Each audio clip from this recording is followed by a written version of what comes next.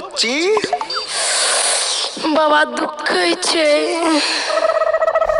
जो बालिका हमर चेला के पास सुबह से हमरो कंठ सुखाय छे। बाबा बाबा पेट दुखे छे। दिखाओ बालिका। कहाँ दुखता है तेरा पेट? मारूंगा फूंक, सब मिट जाएगा तेरा दुख। दिखाओ। बहुत नरम है बालिका। ए बालिका, अनर्थ हो जाएगा। ये मेरा हाथ तुम कहाँ लेके जा रही हो? तुमको पता नहीं है हम पलटू दास का चेला है। चलो दूर हो जा मेरे नजर से। बाबा शक्ति दो।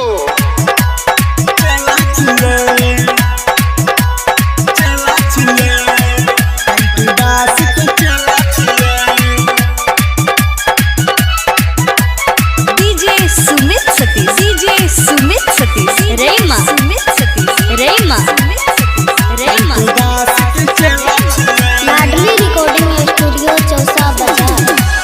करे छिए हम सत्संग गछौरी, करे छिए हम सत्संग गछौरी, शादी न कैलिए ये कहला छिए। हमारा से दूर हट के रहीगे, हमारा से दूर हट के रहीगे। पलटू बाबा के चेला छिए गे, हमारा से दूर हट के रहीगे।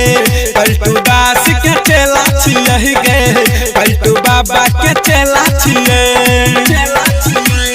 करे छिए हम सत्संग गछौरी, शादी न कैलिए ये कहला छिए।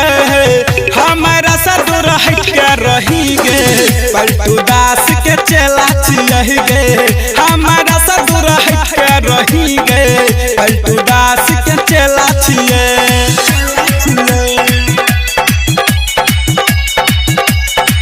पलटू दास के चेला छिए।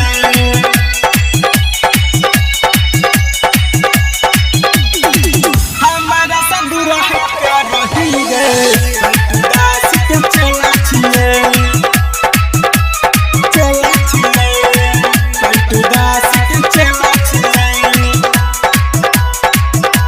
लाडली रिकॉर्डिंग स्टूडियो चौसा बाजार। हमर कहना मानिल छौरी, होय तो जिंदगी धान गे।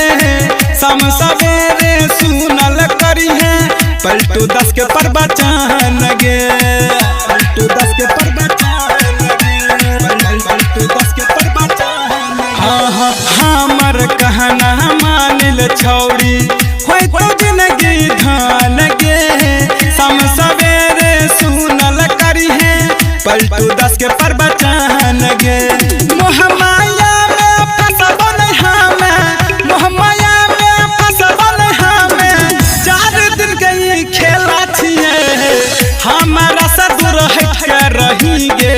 पलटू दास के चेला छिए गे, पलटू दास के चेला छिए।